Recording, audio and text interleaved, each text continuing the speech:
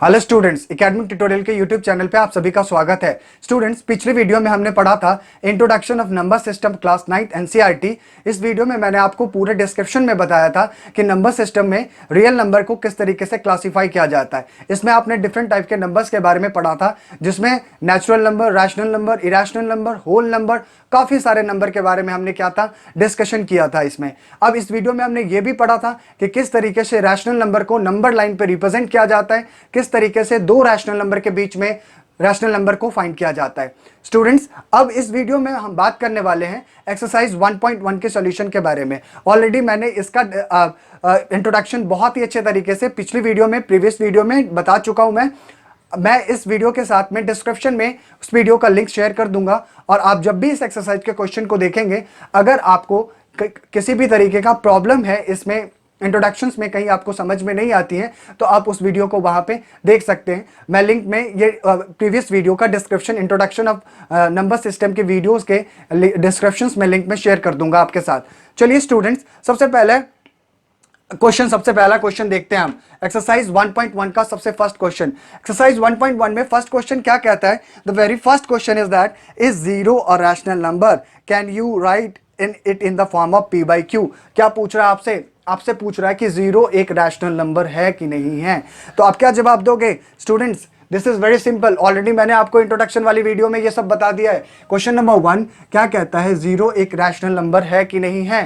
तो आप कहोगे yes, zero is a rational number. Yes, क्या है? Zero is a rational number. ये आपका कौन सा नंबर है? Zero is a rational number. Why? आप क्यों कह सकते हो? तो zero can be represented as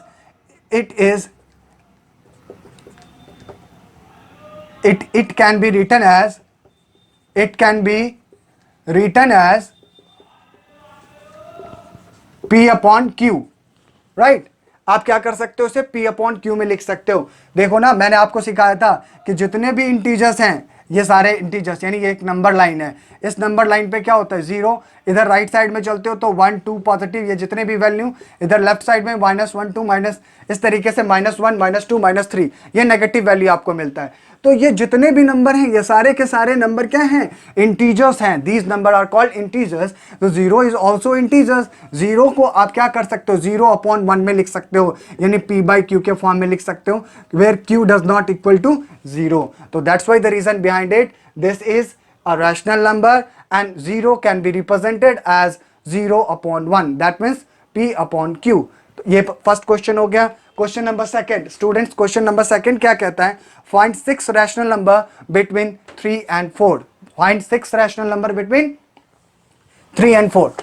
तो सेकंड क्वेश्चन याद करो स्टूडेंट्स, मैंने इंट्रोडक्शन वाली वीडियो में आपको क्या बताया था कि जब आप दो नंबर के बीच में रैशनल नंबर निकालने के लिए 3 मेथड मैंने आपके साथ में डिस्कशन किया था। पहला मेथड क्या था कि आप मिड वैल्यू निकाल लो, दो नंबर को ऐड करके 2 से डिवाइड करो और बार बार डिवाइड करते रहो अलग अलग नंबर से, उसके बीच वाले नंबर आ जाएंगे। मेथड 2 आपको बताया था कि अगर डिनोमिनेटर सेम है तो एक n एक्स्ट्रा ले लो और न्यूमरेटर और डिनोमिनेटर को n+1 से मल्टीप्लाई कर दो। फिर मैंने थर्ड बताया था r और s लेके एग्जाम्पल मेथड नंबर, जिसमें कहा था s is greater than r, then after आप क्या करोगे? d निकालो। d निकालने के बाद r और s के बीच में जितने भी नंबर हैं, फर्स्ट के लिए r प्लस डी, सेकेंड के लिए r plus 2d and so on, इसी तरीके से पढ़ा था हमने। तो ये आपके पास में क्या? Find the 6 rational number. Question number 2 कहता है 6 रैशनल नंबर बिटवीन 3 and 4, यानी 3 और 4 के बीच में कितने रैशनल नंबर चाहिए? 6 रैशनल नंबर चाहिए। याद करो स्टूडेंट्स, मैंने आपको बताया था कि कम नंबर में आप मेथड नंबर 2 क्या कर सकते हो? अप्लाई कर सकते हो। मेथड नंबर 2 क्या होता है? अगर ये r है हमारा, ये हमारा s है, तो सबसे फर्स्ट नंबर क्या होगा?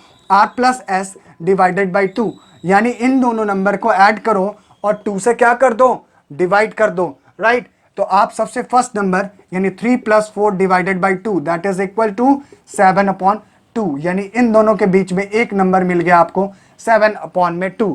फर्स्ट नंबर मिल गया स्टूडेंट्स। सेकंड में क्या करो? ये अब इन दोनों के बीच में आप निकाल लो, यानी 3 + 7/2 डिवाइडेड बाई 2। अगर आप इसको ऐड करोगे तो क्या मिलेगा? 6 प्लस में 7 अपॉन 2 अपॉन 2, ये एलसीएम लोगे तो 2 1 का एलसीएम क्या होगा 2, 2 3 जा 6 प्लस में 7, तो 6 + 7 upon 2 that is equal to 13 upon में 4। तो दूसरा नंबर क्या मिल गया आपको 13, यानी 7/2 और 3 के बीच में कौन सा नंबर मिला आपको 13/4 मिला। समझ में आ रहा है स्टूडेंट्स? कोई दिक्कत यहाँ पे? आई थिंक दिक्कत नहीं होनी चाहिए। ऑलरेडी मैंने आपको पिछले वीडियो में ये सारा इंट्रोडक्शन बता दिया है और आपको समझ में आ रहा होगा। इसके एग्जाम्पल्स भी हमने काफी सारे वहां पे किए हैं। चलिए अब ये हमारे पास में first number 7.2, second number in दोनों के बीच में हमने निकाल लिया। अब थर्ड नंबर मैं इन दोनों के बीच में निकाल लेता हूं, यानी थर्ड नंबर आपको यहां से मिल जाएगा 7/2 प्लस में 4 डिवाइडेड बाई 2, राइट। सेम 1 इसका, ये 1 और 2 का एलसीएम 2 होगा और इसको ऐड करोगे 7, 2 4 जा 8 अपॉन में 2 दैट इज 15 अपॉन में 4। ये आपके क्या कौन से नंबर हो गए फर्स्ट, सेकंड, थर्ड, ये 3 नंबर आपको मिल गया, यानी तीसरा नंबर मिला आपको 15 अपॉन में 4। ये किसके बीच में हो गया 4 और 7/2 के बीच में हो गया, राइट। यहां तक कोई दिक्कत, यहां तक कोई प्रॉब्लम? चलिए स्टूडेंट्स अब हमारे पास में फोर्थ नंबर फाइंड करनी है। अब देखो आपने इन दोनों के बीच में ये नंबर निकाल लिया, इन दोनों के बीच में ये नंबर निकाल लिया, 3 और 4 के बीच में 7/2 निकाल लिया, तो क्या 3 और 13/4 के बीच में भी एक नंबर निकाल सकते हो? तो आप कहोगे यस सर एब्सोल्युटली मैं निकाल सकता हूं। आप कैसे निकाल सकते हो? तो 3 + 13/4 divided by 2 that means LCM लोगे तो 4, 4 3 जा 12 प्लस 13 अपॉन में 2 दैट इज 25 अपॉन में 8। अब ये एक नंबर मिल गया 25/8, वो किसके बीच में हो गया? वो 3 और 13/4 के बीच में हो गया। तो आपके पास में कितने 4 नंबर हो गए। ऐसे ही आपके पास में कौन सा 5th नंबर आप निकालोगे। अब जब आपने इन दोनों के बीच में निकाल लिया तो क्या आप 15/4 प्लस में 4 के बीच में भी तो निकाल सकते हो। आप कहोगे हाँ सर क्यों नहीं निकाल सकता हूं मैं, सभी इन दोनों के बीच में तो निकाल सकता हूं नंबर। तो आप क्या कह सकते हो, ये 4 प्लस में 16 अपॉन में 4 अपॉन में 2, राइट। ये समझ में आ रहा है, चीजें क्लियर है यहां तक। अब 5 6 11 1 1 2 31 अपॉन 8, तो इसके बीच में जो नंबर आ गया वो क्या आ गया 31 अपॉन में 8 आ गया। एंड लास्ट आपके पास कितने नंबर हो गए 5 नंबर हो गए। अब आपके पास में कौन सा नंबर 6th नंबर। जब आपने इन दोनों के बीच में ये निकाल लिया, अब इन दोनों के बीच में ये निकाल लिया, इन दोनों के बीच में 7/2 और 4 के बीच में 15/4 निकाल लिया, ये सारे नंबर आपने 5 नंबर निकाल लिए। यानी 3 और 4 के बीच में 7/2 निकाला, 3 और 7/2 के बीच में 13/4 निकाला, 4 और 7/2 के बीच में 15/4 निकाला, 3 और 13/4 के बीच में आपने 25/8 निकाला। अब 15/4 और 4 के बीच में 31/8 निकाला। अब एक कोई नंबर निकालना है तो आप ऐसा भी तो कह सकते हो, आप इन दोनों के बीच में या इन दोनों के बीच में कोई भी नंबर निकाल लो। तो जैसे 13/4 प्लस में 7/2 डिवाइडेड बाय 2, तो 13/4 दैट मीन्स 4 2 एलसीएम निकालोगे तो क्या मिलेगा 4। ये 13 2 जा 26 प्लस में ये 13 और ये नंबर आपका हो जाएगा 14 डिवाइडेड बाई 2, और 13 और 14 को अगर आप ऐड करोगे तो क्या मिलेगा 727 अपॉन में 8, राइट। चीजें समझ में आ गई। एक बारी चेक कर लेता हूं मैं, ये 4 एलसीएम होगा, 4 1 जा 4 13 और ये 2 7 2 जा 14 यानी 27/8 27/8, यानी इन दोनों के बीच में यहां पे आपको एक नंबर मिल गया 27/8। समझ में आया स्टूडेंट्स? कोई दिक्कत, कहीं पे कोई प्रॉब्लम? आपको क्लियर हो रहा है कंसेप्ट बहुत अच्छे से? चलिए बहुत अच्छी बात है। ये सारे नंबर, ये तो बहुत आसान सवाल था, इसे आपने क्या किया बना लिया, ठीक है। अब नेक्स्ट क्वेश्चन हम करेंगे, क्वेश्चन नंबर 3। क्वेश्चन नंबर 3 क्या है?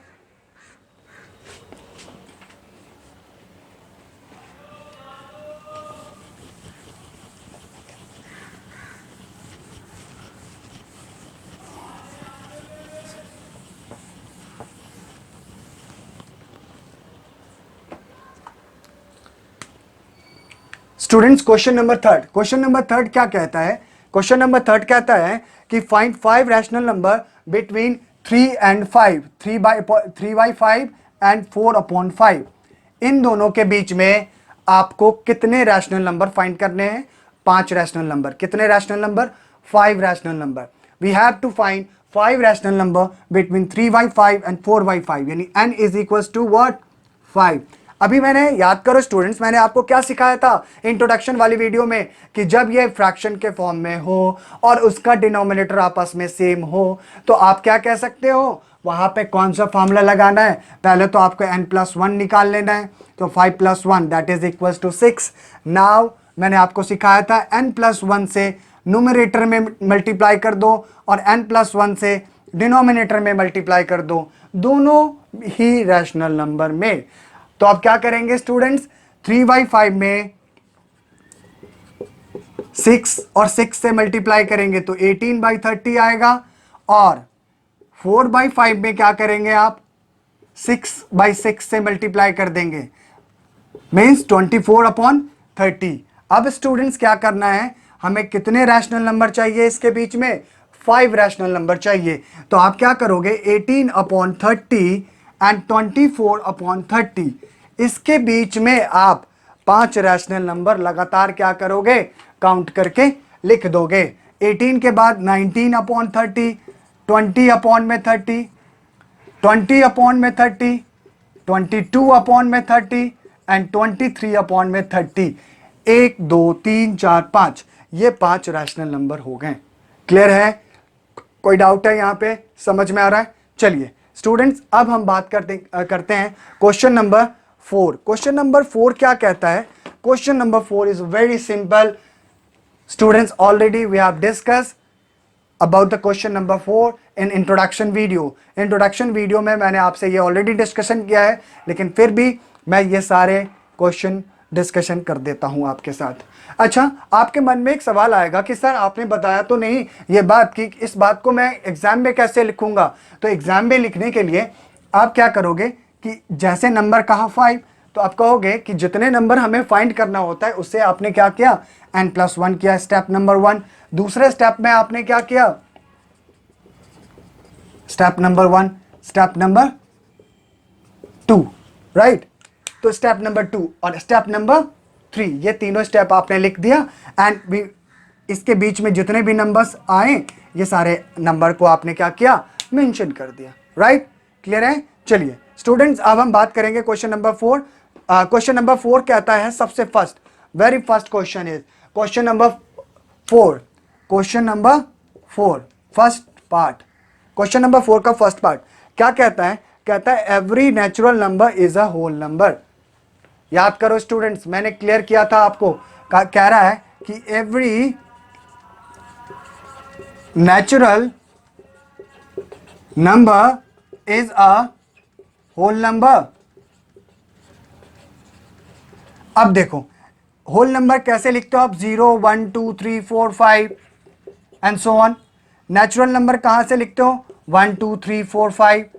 तो आपसे पूछा जा रहा है, मतलब मैं क्वेश्चन पूछूं आपसे कि होल नंबर कहां से स्टार्ट होता है, तो आप क्या जवाब दोगे, होल नंबर 0 से स्टार्ट होता है। और नेचुरल नंबर कहां से स्टार्ट होता है, 1 से स्टार्ट होता है। तो क्वेश्चन पूछ रहा है क्या every natural number is a whole number, क्या सारे के सारे नेचुरल नंबर जो हैं वो होल नंबर हैं, सारे के सारे नेचुरल नंबर होल नंबर में हैं।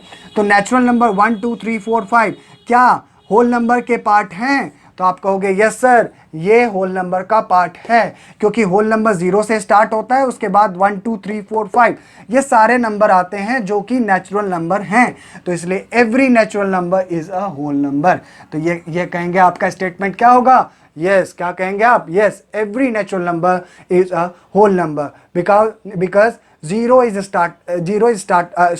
whole number is started from 0 and natural number is started from 1, right? Clear है? And all natural number are included in whole number। देखो ये देखो ना, यहाँ देखो ये 1 2 3 4 ये होल नंबर के पार्ट तो हैं, लेकिन सारे के सारे होल नंबर नेचुरल नंबर नहीं हैं। क्यों नहीं है, क्योंकि 0 is not a part of natural number, right. Clear है? क्वेश्चन नंबर 1 क्लियर है, कोई दिक्कत है यहाँ पे? चलिए क्वेश्चन नंबर 2 कहता है every integer is a whole number. ध्यान से सुनेंगे question number 2, every integer is a whole number. आपसे क्या पूछा कि सारे के सारे जो इंटीजर्स हैं वो क्या हैं, आपके होल नंबर हैं। तो आप क्या जवाब दोगे, इंटीजर्स क्या होता है, कैसे लिखते हो आप, ये सारे, ये 0 के राइट साइड में पॉजिटिव नंबर और 0 के लेफ्ट साइड में नेगेटिव नंबर। तो क्या सारे इंटीजर होल नंबर में है? अब स्टूडेंट्स मैं एक सवाल पूछूंगा आपसे कि होल नंबर में कौन से नंबर को इंक्लूड किया जाता है? तो ये सारे नंबर 0 1 2 3 4 5। क्या आप -1 -2 -3 को होल नंबर में इंक्लूड कर सकते हैं? तो आप कहोगे कि सर इसको मैं नहीं कर सकता हूं, तो इसलिए सारे इंटीजर्स जो हैं वो होल नंबर नहीं हैं। तो आपका आंसर क्या हो जाएगा? नो। आप कहोगे every integer is not a whole number. Right? Clear है? कोई डाउट? चलिए अब क्वेश्चन नंबर 3। क्वेश्चन नंबर 3 कहता है कि every rational number is a whole number. Question number 3 क्या कहता है स्टूडेंट्स? क्वेश्चन नंबर 3 कहता है कि every rational number is a whole number. अब इसी नंबर लाइन पे देखो, होल नंबर 0 1 2 3 ये आपका क्या है? होल नंबर है। और रैशनल नंबर क्या हो सकता है? p बाई क्यू के फॉर्म में हो सकता है, यानी 0 को आप, ये सारे नंबर रैशनल नंबर में है। राइट? लेकिन क्या 2/3 ये तो आपका रैशनल नंबर है, लेकिन ये होल नंबर है? नहीं है। 2/3 is not included in the whole number. तो that's why the reason behind it, यानी समझो, मैं दोबारा से समझाता हूं। 0 को आप लिख सकते हो p बाई क्यू के फॉर्म में, 1 को लिख सकते हो p बाई क्यू के फॉर्म में, 2 को लिख सकते हो, यानी जितने भी होल नंबर हैं उन सभी होल नंबर को p बाई क्यू के फॉर्म में लिखा जा सकता है। लेकिन आपको यह भी तो पता है 2/3 भी तो एक क्या है? रैशनल नंबर है। लेकिन क्या 2/3 को आप होल नंबर में इंक्लूड कर सकते हो? तो आप कहोगे कि नहीं। क्यों नहीं कर सकते? क्योंकि होल नंबर में 0 1 2 3 ये सारे नंबर आते हैं, तो 2/3 is not part of whole number. That's why every rational number is not a whole number. तो आपका ये आंसर क्या हो जाएगा? नो। आप क्या जवाब दोगे? every rational number is not a whole number. Right? Clear है? चलिए स्टूडेंट्स, अब इन सभी बातों को आप नोट कर लीजिए। अब इसके बाद हम बात करेंगे अगली वीडियोस में। अगली वीडियो में हम बात करेंगे अगले क्लास के अगले एक्सरसाइज के इंट्रोडक्शन के बारे में। फिर उस इंट्रोडक्शन से रिलेटेड जो क्वेश्चंस होंगे उसको हम डिस्कशन करेंगे, और उसके बाद हम आगे की जो भी सॉल्यूशंस होंगे उस सॉल्यूशन को देखेंगे। चलिए स्टूडेंट्स, मिलते हैं नेक्स्ट वीडियो में।